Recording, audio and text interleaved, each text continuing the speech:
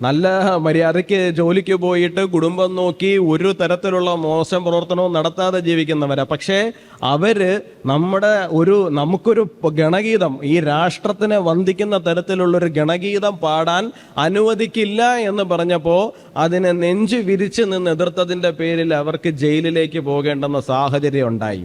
ഞാൻ വിവാഹം കഴിച്ചത് കണ്ണൂരിൽ നിന്നാണ്. അപ്പോൾ അതുകൊണ്ട് തന്നെ പലരും പറയാറുണ്ട്, എന്താണ് ഞാൻ കണ്ണൂരുകാരനാണെന്ന് ചിലർ തെറ്റിദ്ധരിച്ചിട്ടുണ്ട്. ഞാൻ വിവാഹം കഴിച്ചത് കണ്ണൂരിൽ നിന്നാണ്. കണ്ണൂരിൽ നിന്ന് മാത്രമല്ല, സാക്ഷാൽ AKGയുടെ കുടുംബത്തിൽ നിന്നാണ് കല്യാണം കഴിക്കുകയും ചെയ്തത് എന്നുള്ളത് മറ്റൊരു വസ്തുത. അത് നമ്മൾ 10-14 വർഷങ്ങൾക്ക് മുമ്പ് നമ്മൾ തെളിയിച്ചതാണ്. ആശ്രാമം മൈതാനത്തിൽ 1,00,000 പേര് ഗണവേഷമിട്ട് അണിനിരന്നപ്പോൾ തന്നെ നമ്മൾ തെളിയിച്ചതാണ്. സംഘടനാപരമായി നമ്മളെ വെല്ലുവിളിക്കുവാൻ ശേഷിയുള്ള ഒരു പ്രസ്ഥാനവും ഇന്ന് കേരളത്തിലില്ല. പക്ഷെ രാഷ്ട്രീയപരമായി നമുക്ക് ചില ബാലാരിഷ്ടതകളുണ്ട്. ഒരു 2 മാസങ്ങൾക്ക് മുമ്പ് എനിക്ക് വളരെയധികം വിഷമം തോന്നിയ ഒരു സംഭവം ഉണ്ടായി. ആ സംഭവം ഉണ്ടായത് അപ്പുറത്താണ്, വാമനപുരം മണ്ഡലത്തിലാണ്, അങ്ങറ്റത്താണ്. നമ്മൾ അവിടെ പോവുകയൊക്കെ ചെയ്തിരുന്നു.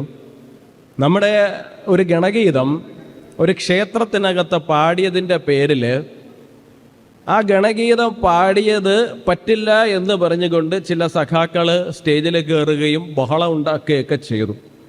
അന്ന് ആ ഗണഗീതം പാടുന്നതിനെ എതിർത്തുകൊണ്ട് വേദിയിൽ കയറിയ ആളെ തിരിച്ച് തടഞ്ഞതിൻ്റെ പേരിൽ, അവിടെ ഒരു ചെറിയ കശപിശ ഉണ്ടായതിൻ്റെ പേരിൽ നമ്മുടെ സഹോദരന്മാർക്ക് 20 ദിവസത്തോളം ജയിലിൽ കിടക്കേണ്ടി വന്നു. ഞാൻ അവരെ കാണാൻ വേണ്ടിയിട്ട് പോലീസ് സ്റ്റേഷനിലേക്ക് പോയി.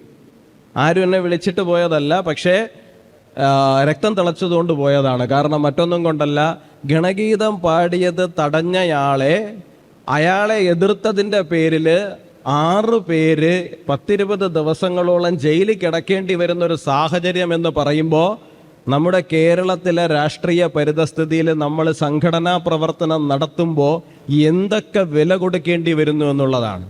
1-2 ദിവസം ജയിലിലേക്ക് പോകേണ്ടി വരുമ്പോൾ പോലും, ഇത്തരം ഒരു സാഹചര്യത്തിൽ പോകേണ്ടി വരുമ്പോൾ പലപ്പോഴും പലരും അത് ജയിലിൽ കിടന്നവൻ്റെ കുടുംബമാണ്, ഗുണ്ടയുടെ കുടുംബമാണ് എന്നൊക്കെ ഉള്ളത്. നല്ല കുടുംബത്തിൽ ജനിച്ച കുട്ടികളാണ്, നല്ല മര്യാദയ്ക്ക് ജോലിക്ക് പോയിട്ട് കുടുംബം നോക്കി ഒരു തരത്തിലുള്ള മോശം പ്രവർത്തനവും നടത്താതെ ജീവിക്കുന്നവരാ. പക്ഷേ അവര് നമുക്കൊരു ഗണഗീതം, ഈ രാഷ്ട്രത്തിനെ വന്ദിക്കുന്ന തരത്തിലുള്ളൊരു ഗണഗീതം പാടാൻ അനുവദിക്കില്ല എന്ന് പറഞ്ഞപ്പോൾ അതിനെ നെഞ്ചു വിരിച്ച് നിന്ന് എതിർത്തതിൻ്റെ പേരിൽ അവർക്ക് ജയിലിലേക്ക് പോകേണ്ടെന്ന സാഹചര്യം ഉണ്ടായി. ഈ സാഹചര്യം കേരളത്തിൽ ഇന്നോ ഇന്നലെയോ തുടങ്ങിയതല്ല. ഞാൻ 2004 ഔദ്യോഗികമായി സംഘടനാ പ്രവർത്തനത്തിലേക്ക് കടന്നു വരുന്നത്. അതിനു മുമ്പ് നമ്മളിപ്പോൾ എപ്പോഴെങ്കിലും ബാലഗോകുലത്തിൽ എൻ്റെ കൃഷ്ണവേഷം കെട്ടിപ്പോയെന്നോ അല്ലെങ്കിൽ എൻ്റെ മാമൻ എന്നെ ചെറുതിലെ കൊണ്ടുപോയിട്ട് ശാഖയിലിരുത്തിയെന്നോ ഉള്ളതൊന്നും അല്ല. ഞാൻ എൻ്റെ പൂർണ്ണബോധ്യത്തോടു കൂടി സംഘടനാ പ്രവർത്തനം തുടങ്ങിയിട്ട് ഇന്ന് 22 വർഷമാവുകയാണ്. 2004 ഞാൻ വട്ടിയൂർക്കാവ് പോളിടെക്നിക്കിലേക്ക് പഠിക്കാൻ വേണ്ടിയിട്ട് ചെല്ലുന്ന സമയത്ത് അത്യാവശ്യം രാഷ്ട്രബോധവും അത്യാവശ്യം ദേശസ്നേഹവും അത്യാവശ്യം സംഘടനയോടുള്ള വല്ലാത്ത ഒരു അഭിനിവേശവും ഒക്കെ കൂടി ചേർന്നിട്ടാണ് ഞാൻ കോളേജിലേക്ക് പഠിക്കാൻ വേണ്ടിയിട്ട് ചെല്ലുന്നത്. ഞാൻ പോകുന്ന സമയത്ത് ഞാൻ കരുതുന്ന ഒരു കാര്യം എന്ന് പറഞ്ഞു കഴിഞ്ഞാൽ ഈ രാഷ്ട്രീയ പ്രവർത്തനമാണല്ലോ. എല്ലാവരും പറയുന്നുണ്ട്, ഇപ്പോൾ SFIക്കാർ എഴുതി വെച്ചിട്ടുണ്ട് സ്വാതന്ത്ര്യം, ജനാധിപത്യം, സോഷ്യലിസം എന്നൊക്കെ ഉള്ള കാര്യം. അവർക്കതിൽ വിശ്വാസം ഇല്ലെങ്കിലും അവരുടെ ആ സാധനങ്ങളിലൊക്കെ അവർക്ക് വിശ്വാസമുണ്ട് എന്നൊരു തെറ്റിദ്ധാരണയോടുകൂടിയാണ് ഞാൻ സംഘടനാ പ്രവർത്തനം ആരംഭിക്കുന്നത്. അങ്ങനെ വലിയൊരു സംഘടനാ പ്രവർത്തന പാരമ്പര്യമോ കാഴ്ചപ്പാടോ ഒന്നും തന്നെ എനിക്കില്ല. അതുകൊണ്ട് തന്നെ എനിക്കതിനെക്കുറിച്ചിട്ട് വലിയ ധാരണയുമില്ല. ഞാൻ അവിടെ ചെല്ലുന്നു. ആദ്യത്തെ ഫസ്റ്റ് ഇയർ തന്നെ കൊണ്ടുപോയിട്ട് നോമിനേഷൻ കൊടുക്കുന്നു. ഞാൻ ഈ നോമിനേഷൻ കൊടുത്തു കഴിഞ്ഞപ്പോൾ കുറേ ആൾക്കാരൊക്കെ എന്നോട് വന്ന് ചോദിച്ചു, ജീവിക്കണമെന്ന് വലിയ ആഗ്രഹമൊന്നുമില്ലല്ലേ? ഞാൻ ചോദിച്ചു, എന്തു പറ്റി? അല്ല, ABVP-കാരൻ വന്ന് ഫസ്റ്റ് ഇയറിലൊക്കെ നോമിനേഷൻ കൊടുക്കുന്നു, അത്രയ്ക്ക് വലിയ ജീവിക്കാൻ ആഗ്രഹം ഇല്ലാത്തതുകൊണ്ടാണോ? വീട് എവിടെയാ? ഞാൻ പറഞ്ഞു, ഇന്ന പാപ്പനംകോടാണ്. അന്ന് ഞാൻ പാപ്പനംകോടാണ് താമസിക്കുക. പാപ്പനംകോടാണ്. അപ്പോൾ എൻ്റെ അടുത്ത് പറഞ്ഞു, ഈ യൂണിവേഴ്സിറ്റി കോളേജ് വഴിയല്ലേ വരിക? ഞാൻ പറഞ്ഞത് യൂണിവേഴ്സിറ്റി കോളേജ് വഴി തന്നെയാണ് കടന്നു വരുന്നത്. കഴിഞ്ഞ ആഴ്ച യൂണിവേഴ്സിറ്റി കോളേജിൻ്റെ മുമ്പിൽ 4 ABVP-കാരെ ഇറക്കിയിട്ടിടിച്ചു. അവരെ കുറച്ചുപേരെ വലിച്ചഴിച്ച് സ്റ്റുഡൻറ് സെൻ്ററിൻ്റെ അകത്ത് കൊണ്ടുപോയി 3 ദിവസം പൂട്ടിയിട്ടു, കരിക്കൊക്കെ വെച്ച് അവരുടെ പുറത്തിടിച്ചു എന്നൊക്കെ പറഞ്ഞിട്ട് വലിയ ഭീതിപ്പെടുത്തുന്ന കഥകളാണ്.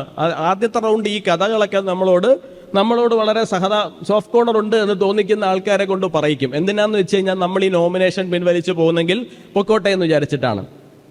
ഫസ്റ്റ് ഇയറിലെ 6 ക്ലാസ്സുകളിലെ 5 പേരെ കൊണ്ടും പലതരത്തിൽ ഭീഷണിപ്പെടുത്തിയിട്ട് ഇവർ നോമിനേഷനുകൾ പിൻവലിച്ചു. ഒരാൾ മാത്രം നോമിനേഷൻ പിൻവലിച്ചില്ല, അത് ഞാനായിരുന്നു. ഞാൻ മത്സരിച്ചു. എന്നോട് ഭീഷണിപ്പെടുത്താൻ വന്നവരോടൊക്കെയും ഞാൻ പറഞ്ഞു, ഞാൻ കണ്ടോളാം, നിങ്ങളുടെ ഭീഷണി എൻ്റെ അടുത്ത് ഉണ്ടാവേണ്ടുന്ന കാര്യമില്ല. ഞാൻ സംഘടനാ പ്രവർത്തനം നടത്താൻ തീരുമാനിച്ചിട്ടാണ് ഞാൻ ഈ ക്യാമ്പസിലേക്ക് വന്നത്. ഞാൻ ഇവിടെ അത് തീരുമാനിച്ചിട്ടാണ് വന്നത് എന്നുണ്ടെങ്കിൽ, ഇവിടെ നോമിനേഷൻ ഞാൻ കൊടുത്തിട്ടുണ്ട് എന്നുണ്ടെങ്കിൽ ഞാൻ ഇവിടെ മത്സരിക്കും. ജയവും തോൽവിയൊക്കെ രണ്ടാമത്തെ ഭാഗമാണ്. പക്ഷെ ഞാൻ ഇവിടെ മത്സരിക്കും. നിങ്ങളുടെ തിട്ടൂരത്തിന് നിന്ന് തരാൻ ഞാൻ ഉദ്ദേശിക്കുന്നില്ല എന്ന് പറഞ്ഞുകൊണ്ട് ഞാൻ അവിടെ മത്സരിച്ചു. ഫസ്റ്റ് ഇയറുകൾ 20 വർഷത്തെ ചരിത്രത്തിനിടയിൽ SFIയുടെ ആ കോട്ട വീണു. 20 വർഷത്തിനിടയിൽ ആദ്യമായിട്ട് ഫസ്റ്റ് ഇയർ ക്ലാസ്സിൽ ഒരു ABVP-കാരൻ ജയിച്ചു. അത് ഞാനാണ്. അന്ന് 7 വോട്ടിന് ജയിക്കുന്ന സാഹചര്യം ഉണ്ടാക്കി.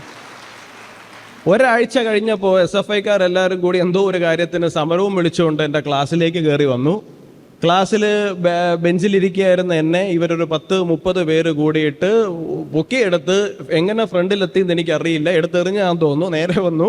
ഇവർ 30 പേര് കൂടി വളഞ്ഞിട്ട് ചവിട്ടി. ഞാൻ കരുതി ഇതോടുകൂടി കഴിയും. ഇല്ല, കഴിഞ്ഞിട്ടില്ല. അതൊരു ആരംഭം മാത്രമായിരുന്നു. 1 വർഷം ഞാൻ അവിടെ നിന്ന് ഈ പറയുന്ന സംഘർഷം, ഞാൻ ഒരു വശത്തും ഇവർ ഇത്രയും പേര് മറുവശത്തും എന്നുള്ള നിലയിൽ വലിയ സംഘർഷത്തിലേക്ക് പോയി. സെക്കൻഡ് ഇയർ ആയി. സംഘടനാ പ്രവർത്തനം കൊണ്ട് അത്യാവശ്യം ഞാൻ വളരെ ശാന്തമായി, സൈലൻ്റായി. നിങ്ങൾക്കറിയാം ഞാൻ എങ്ങനെയാണ് സംഘടനാ പ്രവർത്തനം നടത്തുന്നതെന്ന്. വലിയ ബല്ലുവിളിയൊക്കെ ബഹളങ്ങൾക്കോ ഒന്നും പോകില്ല. മര്യാദയ്ക്ക് ചെയ്യേണ്ട കാര്യം മാത്രം ചെയ്തു പോകുന്നു. അങ്ങനെ ചെയ്തു പോയി. സെക്കൻഡ് ഇയർ ആകുന്ന സമയത്ത് രക്ഷാബന്ധന് 99 പേര് ആ ക്യാമ്പസിൽ നിന്ന് രക്ഷാബന്ധന് പങ്കെടുക്കുന്ന സാഹചര്യമാണ്. എനിക്ക് ഇന്നും ആ നമ്പർ ഓർമ്മയുണ്ട്. മറ്റൊന്നും കൊണ്ടല്ല, ഒരാളും കൂടെ ഉണ്ടായിരുന്നെങ്കിൽ 100 ആയേനെയല്ലോ എന്ന് പറയുന്ന വലിയൊരു വിഷമം എനിക്കുണ്ടായിരുന്നു. ഇതോടുകൂടി SFIക്കാർക്ക് വീണ്ടും ഹാലിളകി. ഇവർ വലിയ സംഘർഷത്തിലേക്ക് പോയി. സ്വാഭാവികമായിട്ട് അത് തിരിച്ചൊരു വലിയ റിട്ടാലിയേഷൻ സംഭവിക്കേണ്ടുന്ന കാര്യം വന്നു. അങ്ങനെ അന്ന് എനിക്ക് ആ കോളേജിൽ പഠനം നിർത്തേണ്ടി വന്നു എന്ന് മാത്രമല്ല, ഈ നെടുമങ്ങാട് മണ്ഡലവുമായിട്ടുള്ള എൻ്റെ ബന്ധം അവിടെ നിന്ന് ആരംഭിച്ചു. കാരണം 2005 18-ാം വയസ്സിൽ ഞാൻ അങ്ങനെ ഒരു വധശ്രമ കേസിൽ പ്രതിയായിട്ട് നെടുമങ്ങാട് കോടതി കയറി ഇറങ്ങാൻ തുടങ്ങിയതാണ്. അപ്പോൾ അന്ന് മുതൽ തുടങ്ങുന്നതാണ് ഈ നെടുമങ്ങാടുമായിട്ടുള്ള ഒന്നല്ലെങ്കിൽ മറ്റൊരു തരത്തിലുള്ള ബന്ധം എന്ന് പറയുന്നത്. അപ്പോൾ ഞാൻ വിവാഹം കഴിച്ചത് കണ്ണൂരിൽ നിന്നാണ്. അപ്പോൾ അതുകൊണ്ട് തന്നെ പലരും പറയാറുണ്ട്, എന്താണ് ഞാൻ കണ്ണൂരുകാരനാണെന്ന് ചിലർ തെറ്റിദ്ധരിച്ചിട്ടുണ്ട്. ഞാൻ വിവാഹം കഴിച്ചത് കണ്ണൂരിൽ നിന്നാണ്. കണ്ണൂരിൽ നിന്ന് മാത്രമല്ല, സാക്ഷാൽ AKGയുടെ കുടുംബത്തിൽ നിന്നാണ് കല്യാണം കഴിക്കുകയും ചെയ്തത് എന്നുള്ളത് മറ്റൊരു വസ്തുത. അപ്പോൾ ഈ കണ്ണൂരിൽ ചിലപ്പോൾ അവരുടെ വീട്ടിലേക്ക് പോകുമ്പോൾ ഞാൻ കരുതിയത് നമ്മളാണ് ഏറ്റവും കഷ്ടപ്പെട്ട് സംഘടനാ പ്രവർത്തനം നടത്തുന്നത്. ഇത്രയൊക്കെ കഷ്ടപ്പാടുകളിലൂടെ നമ്മൾ കടന്നു വന്നതല്ലേ. കാരണം വീട്ടിലിപ്പോൾ എൻ്റെ അമ്മ മാത്രം ഉണ്ടായിരുന്ന സമയത്ത് രാത്രിയിൽ പോലീസ് വീട്ടിൽ കയറി വരിക, വീട്ടിനകത്തൊരു സീൻ ഉണ്ടാവുക എന്നൊക്കെ പറയുന്നത് നമ്മൾ പലർക്കും അറിയാവുന്നതാണ്. അതിലൂടെ ഞാൻ കടന്നു പോയതുകൊണ്ട് പറഞ്ഞാണ്. അപ്പോൾ നമുക്ക് തോന്നി ഇതൊക്കെ വലിയ സംഭവമാണ് എന്നുള്ള കാര്യം. ഞാൻ കണ്ണൂർ പോകുന്ന സമയത്ത് ഒരു ദിവസം എന്നോട് ചേട്ടാ രക്ഷാബന്ധന് പങ്കെടുക്കാമോ എന്ന് ചോദിച്ചു. ഞാൻ പറഞ്ഞു പിന്നെന്താ, പങ്കെടുക്കാമല്ലോ. അപ്പം ഞാൻ ശാഖയിലാണ് എനിക്ക് രക്ഷാബന്ധൻ എന്ന് പറഞ്ഞിട്ട് അവിടേക്ക് പോയി. അവിടെ പോകുന്ന സമയത്ത് ഒരു പാർട്ടി ഗ്രാമമാണ്. അപ്പോൾ ശാഖ എന്ന് പറയാൻ വേണ്ടിയിട്ട് പറ്റില്ല. ഒരു 800 സ്ക്വയർ ഫീറ്റ് വീടിൻ്റെ ഒരു ഹാളിലാണ് ഈ പറയുന്ന രക്ഷാബന്ധം നടക്കുന്നത്. 800 സ്ക്വയർ ഫീറ്റ് വീടിൻ്റെ ഒരു ഹാളിലാണ് ഇത് നടക്കുന്നത്. എല്ലാവരും കൂടി നിൽക്കുന്നു. പ്രാർത്ഥന ചൊല്ലുന്നത് തന്നെ വളരെ പതുക്കെയാണ്. പുറത്തേക്ക് കേട്ട് കഴിഞ്ഞാൽ പ്രശ്നമാണ്. പാർട്ടി ഗ്രാമമാണ്. സ്വാതന്ത്ര്യവും ജനാധിപത്യവും സോഷ്യലിസവും മുറ്റി നിൽക്കുന്ന ഒരു സ്ഥലമാണ്. അതുകൊണ്ട് തന്നെ അപരന്റെ ശബ്ദം സംഗീതം പോലെ ആസ്വദിക്കുന്നവർക്ക് എതിർ രാഷ്ട്രീയ പ്രസ്ഥാനത്തിന്റെ ശബ്ദം കേൾക്കുന്നത് അലർജിയാണ്.